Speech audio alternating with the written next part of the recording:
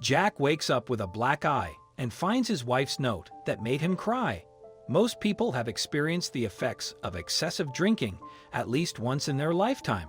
Following a night of intense alcohol consumption, one frequently awakens to a profound hangover, which is arguably one of the most unpleasant sensations. The morning brings forth a pounding headache, accompanied by feelings of nausea and perspiration, leading to a significant sense of discomfort. It's common for people to wake up with a sense of curiosity about the events of the previous night. When inquiries are made to friends about the occurrences, responses typically fall into one of three categories: accounts of regrettable actions, moments of embarrassment, or tales of remarkable feats.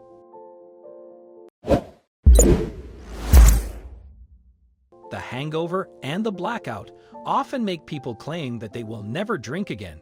When you get this drunk, the alcohol affects your brain. After too many drinks, your brain is not capable of forming memories, which is why you black out and are unable to remember what you did the night before. For people who don't often drink as much, blacking out is a very scary phenomenon. This is the story of how Jack wakes up with a black eye, finds his wife's strange note, and starts to cry. A man named Jack went through a similar experience. He is a husband and father to a son. He went out drinking one night with his friends and drank more than he should have. He says that the drinks were going down so smoothly that he just kept drinking. He was having a really good time with his buddies. While he was partying, his wife was at home with his son. After hours of drinking, he was so drunk that he didn't know what was going on. Fortunately, he didn't drink and drive. His friends were smart enough to take his keys and arrange a ride home for him. Had he not had such good friends, this story could have been much worse. It could have been about a drunk driving accident or even death. When Jack woke up in the morning, his head was pounding, and he had no idea how he got home. He lay in bed and tried to piece his night together, but he could only remember fragments of the night. He remembered arriving at the bar, and he also remembered bits and pieces of being out at the bar, but the rest was a blur. He lay in bed wondering and worrying about what he did. He said that waking up without remembering how you got home is a very frightening thing. When he sat up and opened his eyes, he saw a glass of water and 2 aspirins on his bedside table. He took the aspirin and looked around the room. He saw his clothes on the bed beside him, and they had been washed and pressed. His head was killing him, so he went into the bathroom to take a look in the mirror. When he looked, he saw that he had a huge black eye. This scared him even more.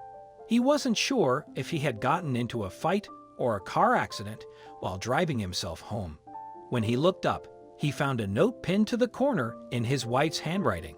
At first, he panicked, thinking that maybe he had done something horrible and this was a Dear John letter and she had left him.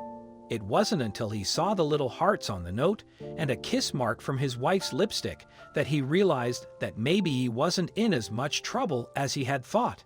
When he was finally able to focus his eyes and read the letter, he didn't get any answers to his questions. The note read, "Dear husband, last night you came home drunk and made a huge racket, but don't worry, breakfast is on the stove. I left early to get groceries and make your favorite dinner tonight. I love you, darling. Love, Jillian." At this point, he thought that he either did something really bad or something really good. He was worried that maybe he had done something terrible, and his wife was setting him up for a huge disappointment. He couldn't imagine doing something so good in his severely inebriated state that would have made his wife happy enough to do all of these things for him.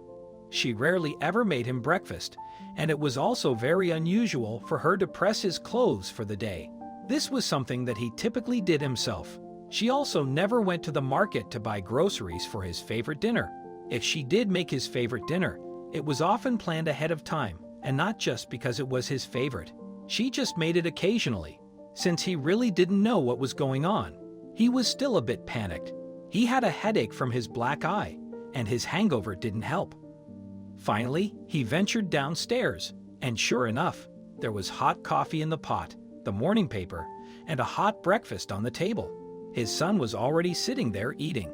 He didn't want to ask his son what happened, but he had no choice.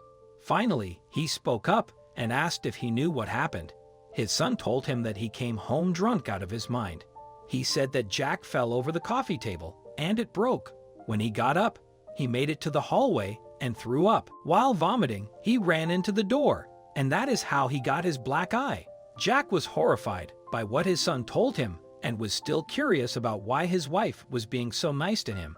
When he asked his son to finish the story, his son told him that his wife had dragged him into the bedroom so that she could get him into his pajamas and into bed. As she attempted to remove his pants, he began to yell, "Leave me alone. I'm married." Upon hearing these words, Jack felt an immense sense of relief that brought tears to his eyes. His wife was filled with joy, recognizing that even in his intoxicated state, he remained unwaveringly faithful.